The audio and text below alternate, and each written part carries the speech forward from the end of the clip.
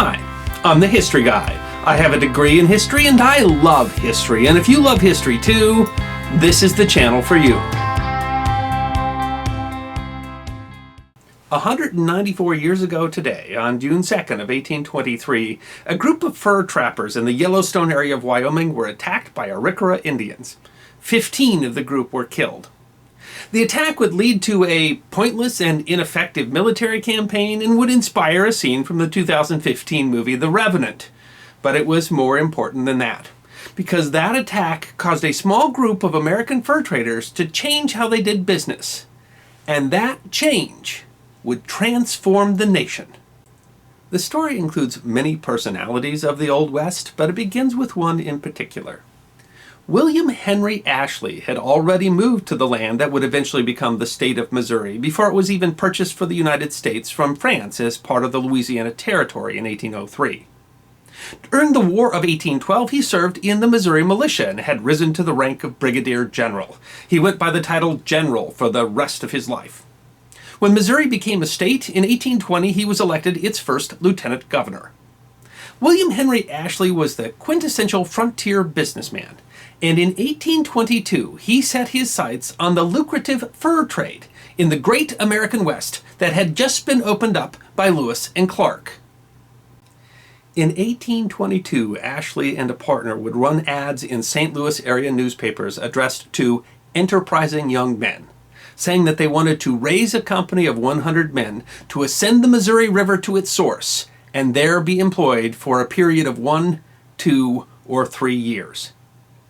There was no shortage of men who wanted to volunteer to become part of Ashley's 100 and the subsequent expeditions that would all be part of the Rocky Mountain Fur Company. And the names of the participants read like a who's who of the early American West. Jedediah Smith, Jim Bridger, Hugh Glass, William Sedlett, Kit Carson, David Edward Jackson, Thomas Fitzpatrick. Ashley had a new idea for the North American fur trade that was largely based on an 1822 law that had been passed by Congress prohibiting the sale of alcohol to Native Americans.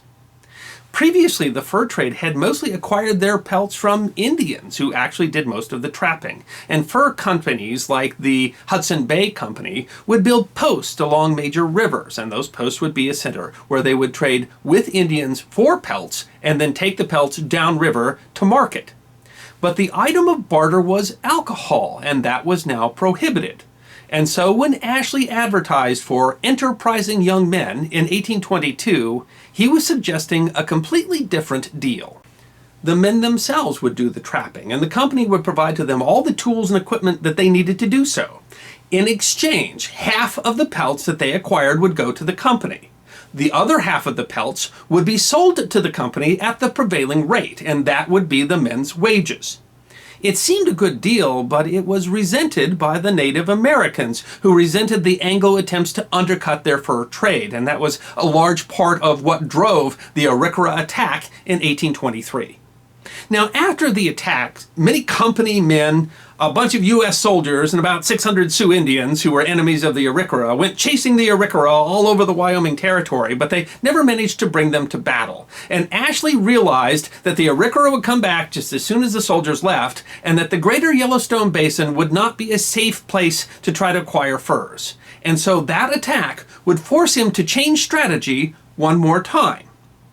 Knowing that he didn't want to be tied to the Yellowstone River in Arikara country, the next year Ashley led his men out there on horseback.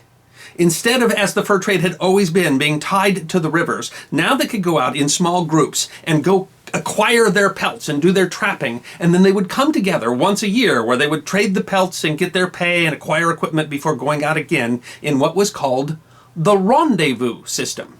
And it transformed the industry. The mobility of horseback opened up huge new swaths of unexplored land that were rich with game and pelts. But more than that, these enterprising young men out there in the wilds on horseback would make discoveries throughout the Mountain West that would open the West to settlement. Jim Bridger would become the first white man to see the Great Salt Lake.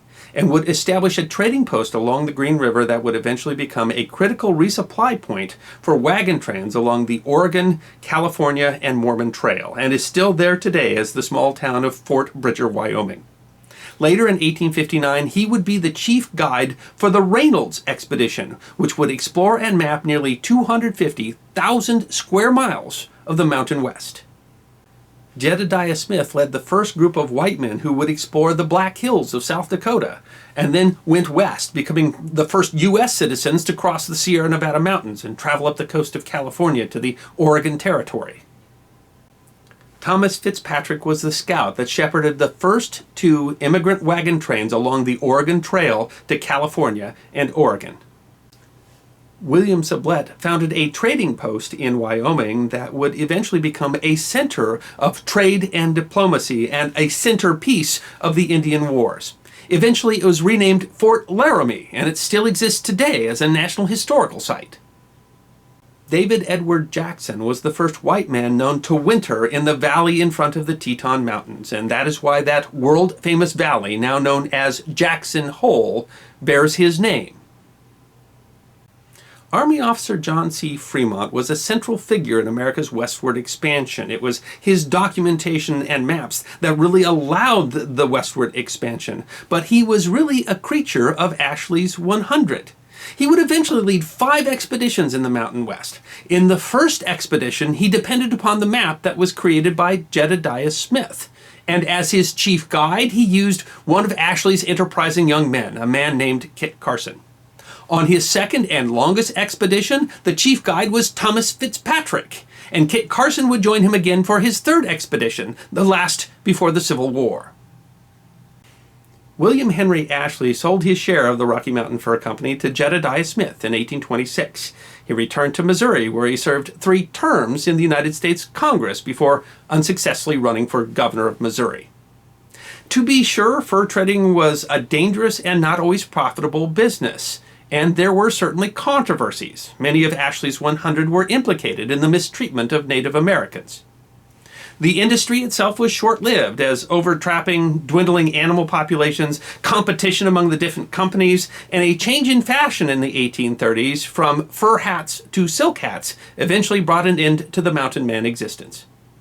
But in their time, Ashley's 100 knew the Mountain West better than any Anglo-Americans alive, and their knowledge of the terrain and the native populations was shared with government and private sources. Their names are strewn across maps from Missouri to California. Their names are on mountain ranges, forests, rivers, mountain passes. Counties and cities are named after them because they led the nation west, and they deserve to be remembered. I'm the History Guy, and I hope you enjoyed this edition of my series, 5 Minutes of History, short snippets of forgotten history, 5 to 10 minutes long. And if you did enjoy, please go ahead and click that thumbs up button that is there on your left. If you have any questions or comments or suggestions for topics for the History Guy, go ahead and write those in the comments section. I will be happy to respond. And if you'd like 5 minutes more forgotten history, then go ahead and click that subscribe button that is there on your right.